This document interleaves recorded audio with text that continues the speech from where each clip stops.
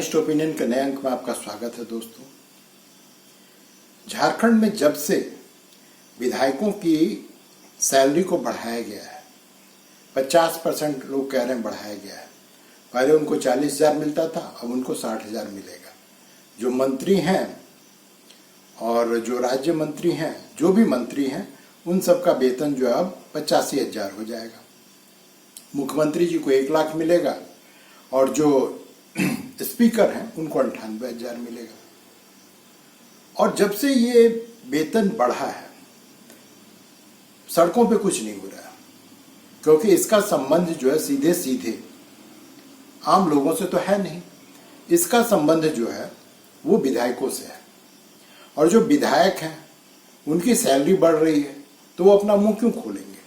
वो खुश हैं कि चलो जो 4-5 महीना बाकी है, क्योंकि 5 महीना बाद तो इलेक्शन होगा, तो जो 4-5 महीना बाकी है उसमें अगर 20,000 बढ़ के अगर मिल रहा है तो समस्या क्या है। लेकिन बाबूलाल मरांडी जो भारतीय जनता पार्टी के प्रमुख नेता हैं, पार्टी अध्यक्ष हैं, वो लगातार बार बार इस पर ट्वीट कर रहे हैं। ध्यान दीजिएगा, वो सोशल मीडिया पे ट्वीट कर रहे हैं कि जो सरकार 2,000 रुपये महिलाओं को नहीं दिला सकती है, पानी नहीं दिलवा सकती है, किसानों को सम्मानित, मैं जो भी वो कह सकते हैं वो सब कुछ, कि वो सरकार निकम्मी है जो कुछ नहीं कर पा रही है और वो जो है विधायकों का वेतन बढ़ा रही है। अगर आप एक आम जनता के रूप में देखें तो वो जो बात उठा रहे हैं वो सही है, इसमें कहीं कोई गड़बड़ नहीं है। लेकिन प्रश्न उठता है कि क्या सिर्फ वो औपचारिकता पूरी कर रहे हैं? औपचारिकता ये कि देखो भाई, हमने तो विरोध किया था लेकिन जो पैसा मिले वो हम ले लेंगे, और जो भारतीय जनता पार्टी के विधायक हैं वो सबके सब जो है वो पैसा तो लेंगे लेकिन विरोध भी करेंगे, खाएंगे भी और गुनगुनाएंगे भी। ये दोनों चीज नहीं चल सकता दोस्तों। मेरा बाबूलाल मरांडी से कहना है कि साहब, आप बड़े नेता हैं, आप अपना और खुद अपने पार्टी के जो भी आपके 20-22 विधायक हैं उनका और जो आपके सहयोगी दल हैं उनके साथ मिल कर बैठ करके ये बात कीजिए और ये फैसला कीजिए कि भाई हम बढ़ा हुआ वेतन नहीं लेंगे, हमें नहीं चाहिए। क्योंकि वो अपने ट्वीट में साफ कर रहे हैं कि 40,000 रुपया एक विधायक के लिए क्या कम है? अर्थात उनका मानना है कि 40,000 रुपया एक विधायक के लिए पर्याप्त है। तो जब पर्याप्त है तो आप जो बढ़ा हुआ पैसा वो आप नहीं लेंगे, आप कहिए जोर शोर से। और साथ ही आप अकेले नहीं, आपके जितने विधायक हैं वो सबके सब लिखित रूप में अध्यक्ष को सौंपे, विधानसभा अध्यक्ष को सौंपे कि हमें जो है बढ़ी हुई सैलरी नहीं चाहिए। इससे सरकार पर दबाव बनेगा और तब आपकी बातों पर लोग ध्यान देंगे। तब जब आप सड़क पर उतर के ये बात लोगों के सामने कहेंगे, किसी भी मंच पर जाकर जब आप ये बात कहेंगे तो लोग आपकी बातों को ध्यान से सुनेंगे और कहेंगे कि हाँ भाई, ये जो कह रहे हैं इनके कथनी और करनी में कोई फर्क नहीं है। लेकिन सिर्फ औपचारिकता पूरी करने से, वाग्वीर बनने से, बातें करने से तो कुछ होने वाला नहीं है। तो जरूरी है कि पहले आप जो है और जो कथनी और करनी का भेद है उसको आप मिटाइए और कहिए अपने विधायकों को कि वो सब के सब लिख करके दें विधानसभा अध्यक्ष को कि हम बढ़ी हुई पैसा नहीं लेंगे।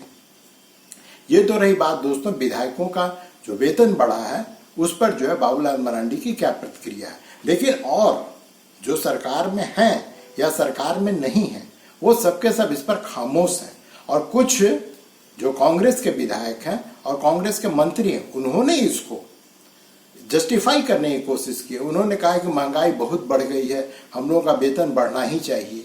साहब, आप समाज सेवा के लिए आए हैं, आप जो है पॉलिटिक्स आपका कैरियर जरूर है, लेकिन आप जो है जिस नाम पे वोट मांगते हैं वो आम लोगों के नाम पे वोट मांगते हैं कि हमें इनकी सेवा करनी है। और जब आप उसको जो साधारण सुविधा है वो नहीं मुहैया करवा पा रहे हैं, जल जीवन मिशन जिसके तहत जो है सो हर घर में नल से पानी आना था, आज गर्मी के दिन में शहरी अंचल को छोड़िए, जो ग्रामीण अंचल वहाँ पे लोग मीलों दूर जाकर के कहीं नदी के जो सूखा हुआ जो उसका तल है उसको कोड़ करके उससे पानी निकाल करके अपने बच्चे और अपने को जिंदा रखे हुए हैं पानी पी करके। आप कभी उसका तो सुध लीजिए, आपके पास उसका सुध लेने का समय नहीं है और आप अपने को जस्टिफाई कर रहे हैं कि आपको जो है वेतन बढ़ा हुआ जो मिलने वाला है वो सही है। इसको आप किसी तरह से जस्टिफाई नहीं कर सकते हैं। पिछले दिनों दोस्तों धनबाद का एक मामला आया, वहां पर मेडिकल कॉलेज में एक बच्चे की मृत्यु हो जाती है।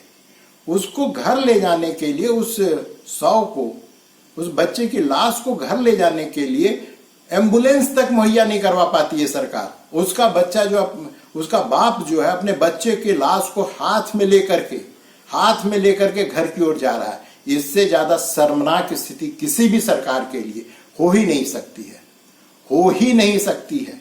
आप जो है लोगों को जो आम जो स्वास्थ्य सुविधाएं हैं वो तक आप मुहैया करने की स्थिति में नहीं है, और अपना वेतन जो आप बेशर्मी से बढ़ा रहे हैं। इसी वेतन बेशर्मी से बढ़ाने के क्रम में थोड़ा वेतन पे ही बात कर लें। दोस्तों, झारखंड इकलौता राज्य है पूरे देश में ही नहीं पूरे विश्व में।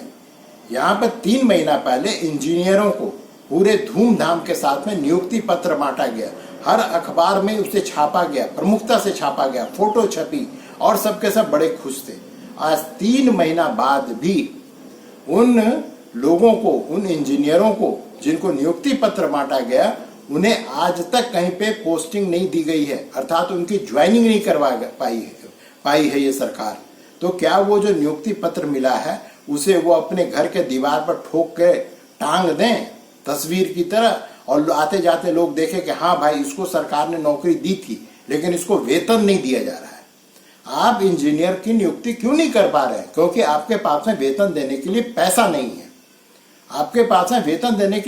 नहीं है। इसलिए आप जो है उसकी ज्वाइनिंग नहीं करवा रहे हैं। और एक तरफ आप पैसे के अभाव में इंजीनियरों की ज्वाइनिंग नहीं करवा पा रहे हैं, और दूसरी तरफ बेशर्मी से आप जो है अपना वेतन बढ़ा रहे हैं, विधायकों का वेतन बढ़ा रहे हैं। माननीय जो है सुख सुविधा उनके में कोई कमी ना हो। ये जो 40,000 से 60,000 किया गया है, ये तो इनका वेतनमान बढ़ा है। इसी के साथ इनका भत्ता, जो इनको दैनिक भत्ता मिलता है अपने क्षेत्र में घूमने फिरने सबके लिए, ये सब में भी तो बढ़ोतरी होगी उसी अनुपात में। तो ये सिर्फ 20,000 की बढ़ोतरी नहीं है दोस्तों, ये बढ़ोतरी उससे कहीं ज्यादा है और बहुत ज्यादा है। एक जानकार बता रहे थे, अब उनकी बात सत्य है या झूठ है, कि झारखंड के विधायक पूरे भारत में सबसे ज्यादा वेतन पाने वाले विधायक हैं। अब इसमें कितनी सच्चाई है ये मैं इसे सिद्ध नहीं कर सकता हूं, या मैं इसकी दावा नहीं कर सकता हूं, लेकिन ऐसा लोगों का मानना है। त्रिपुरा में एक जमाने में जब वहां पे कम्युनिस्ट सरकार थी तो एक विधायक को 4,000 रुपया मिलता था, और वो उसी में वो अपना काम चलाता था और लोगों की सेवा करता था। एक वो भी दौर था, ज्यादा दिन नहीं हुआ, 5 साल पहले की बात है। और यहाँ पर जो है सो 20,000 रुपया ऐसे ही बढ़ोतरी कर दी जा रही है। ये तो हुई बात दोस्तों इंजीनियरों की। अब इसके आगे बढ़ते हैं। आजकल अबुआ आवास बहुत जरूरी है कि आप गरीबों के माथे पे छत दें। बहुत ही अच्छा प्रयास है। और जिस प्रकार से मुख्यमंत्री बार बार कह रहे हैं कि हम इतने 4 लाख या 5 लाख कितने जो है लोगों को जो है छत मुहैया करवाएंगे, बहुत ही अच्छा प्रयास है। लेकिन दोस्तों, क्या ये भ्रष्टाचार से मुक्त है? ये देश वो है जहां पर जब पहले नगद पैसा दिया जाता था तब तो उसमें दलाली खाते ही थे, कमीशन खाते ही थे।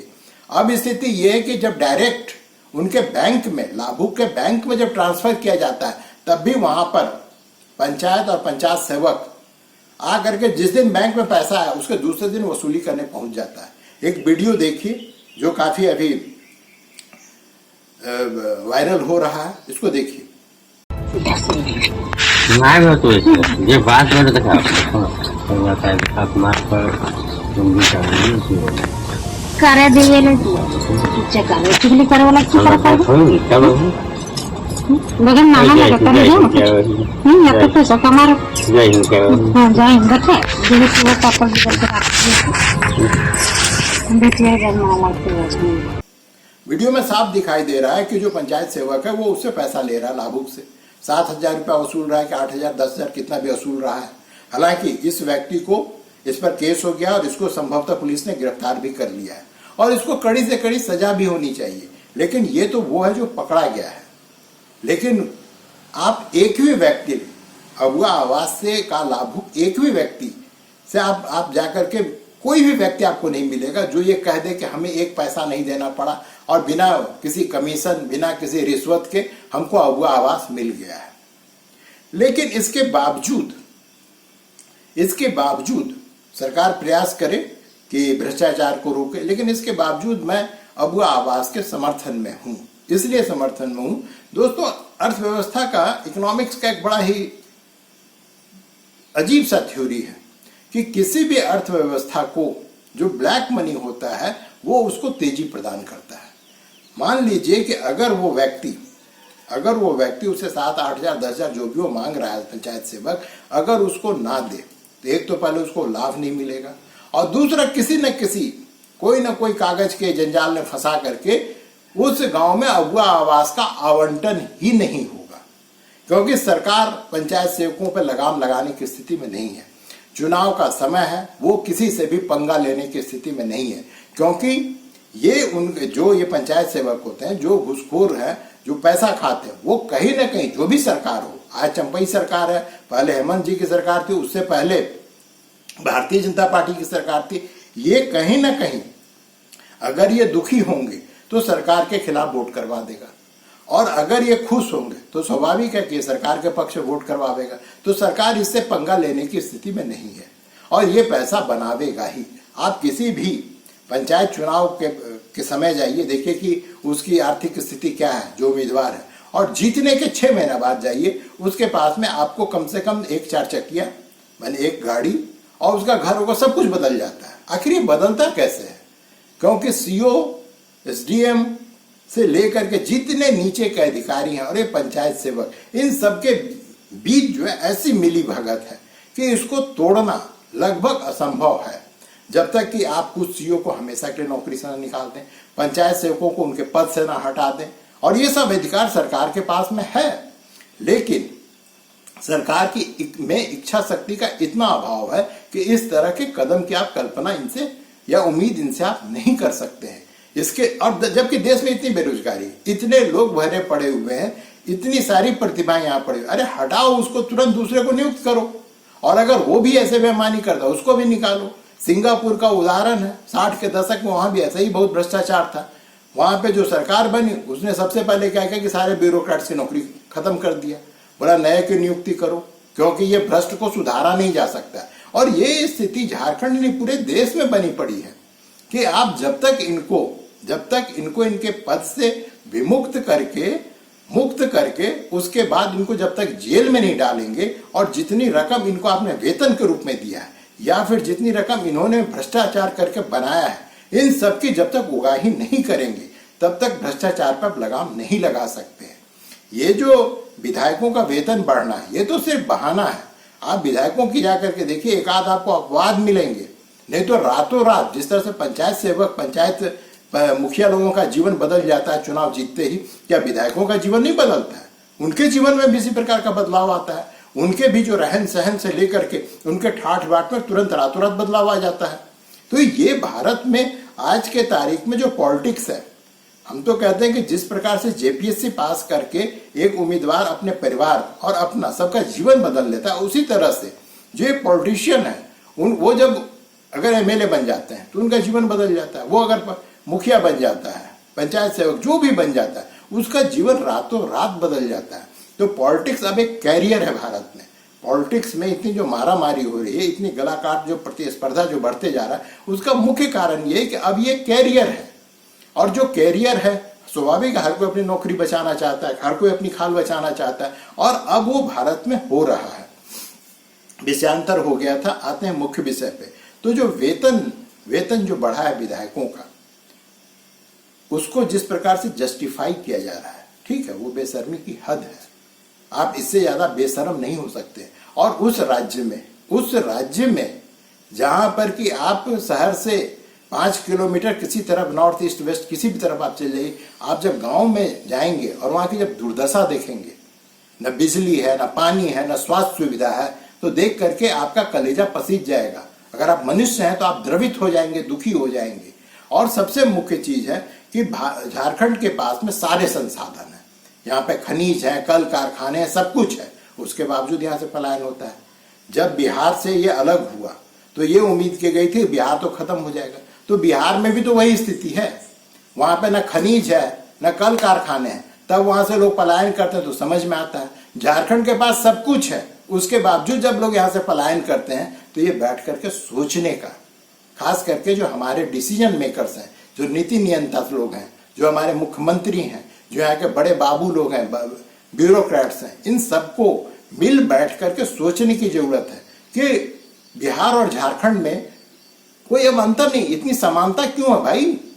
जबकि दोनों के पास में, उसके पास ना मिनरल्स है, बिहार के पास में, तुम्हारे पास मिनरल्स है, तुम्हारे पास पहले से कल कारखाने हैं, उसके बावजूद तुम अभी तक 24 साल राज्य बनने के बावजूद तुम वहीं फिसड़ी पड़े क्यों हो? मानव सूचकांक कोई भी हो, आप किसी भी मानक को ले लीजिए, झारखंड को आप कभी भी बीमारू राज्य से बाहर नहीं कर सकते हैं। जबकि इसके मिनरल्स का उपयोग करके अन्य राज्य दक्षिण के और उत्तर भारत के, वो सबके सब समृद्ध होते जा रहे हैं, सबके सब समृद्ध। मध्य प्रदेश उसका उदाहरण है। उन्होंने कृषि पे कार्य किया, उन्होंने कृषि व्यवस्था को, अर्थव्यवस्था को सुदृढ़ किया। इसी तरह से आप उत्तर प्रदेश जाइए, अब वो धीरे धीरे जो है पूरे कल कारखानों का हब बनता जा रहा है। आप पश्चिम उत्तर प्रदेश तो हमेशा से ही समृद्ध था, क्योंकि वहां पे कृषि अर्थव्यवस्था बहुत ही मजबूत थी, लेकिन अब वो धीरे धीरे छन करके जो पूर्वी उत्तर प्रदेश है वहां भी पहुंच रहा है। और झारखंड फिर भी अभी भी वहीं अटका हुआ क्यों है? यहाँ पे दोस्तों सरकार किसी की भी रही हो, यहाँ पे कभी भी किसी भी मुख्यमंत्री के पास ना तो विजन था, ना विजन है, और आगे भी आप उम्मीद कर लें कि कोई ऐसा यहाँ पे नेता बनेगा, कोई ऐसा यहाँ मुख्यमंत्री बनेगा जिसके पास विजन होगा और जो 3-4-5 साल में इस राज्य का काया पलट कर देगा, ऐसी उम्मीद अभी मुझे नहीं दिखाई दे रही है। आप लोग इसके बारे में क्या सोचते हैं दोस्तों? लिखिएगा। आज वीडियो देखने के लिए आप सबको धन्यवाद।